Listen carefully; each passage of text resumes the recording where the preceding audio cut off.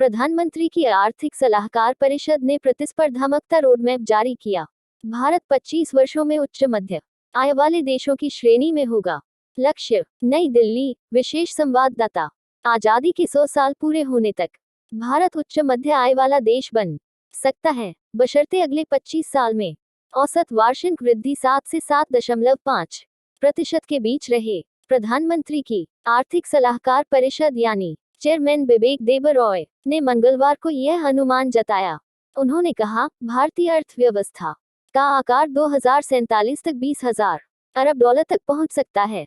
देश में आने वाले वर्षों की विकास यात्रा के लिए नए मार्गदर्शक सिद्धांतों के निर्धारण और तय लक्ष्यों को हासिल करने के लिए एक अलग रोडमैप की जरूरत है। इसे विकसित करने के लिए अलग अलग राज्यों, मंत्रालयों और भागीदारों का मार्गदर्शन करने की कल्पना पर आजादी के 100 वर्ष पूरे तक के लिए यह रोडमैप जारी किया गया।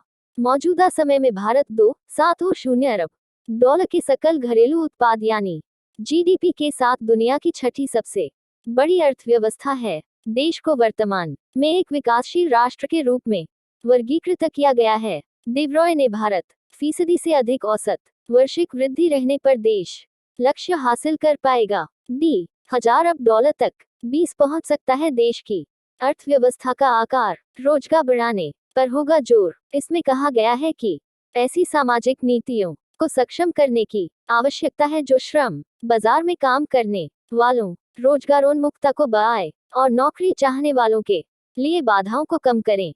औद्योगिक नीति फिर से तैयार करने की जरूरत। रिपोर्ट के अनुसार भारत को कुछ प्रमुख औद्योगिक और क्षेत्रीय नीतियों को फिर से तैयार करने के लिए क्षेत्र और गंतव्य आधारित वृद्धि की पहल की जरूरत है। रिपोर्ट में सुझाव दिया गया है कि क्षेत्र और गंतव्य आधारित पहल से व्यक्तिगत समूहों और क्षेत्रों की विशेष जरूरतों की पहचान की जा सकती है। रिपोर्ट में पाया गया कि नियामकीय ढांचा इस उद्देश्य के लिए अनुपयुक्त है। भारत दुनिया के सर्वाधिक महत्वपूर्ण देशों में से एक है और इसके पास अत्यधिक ताकत और क्षमता है। भारतीय सफल होना चाहते हैं और समृद्ध होना चाहते हैं।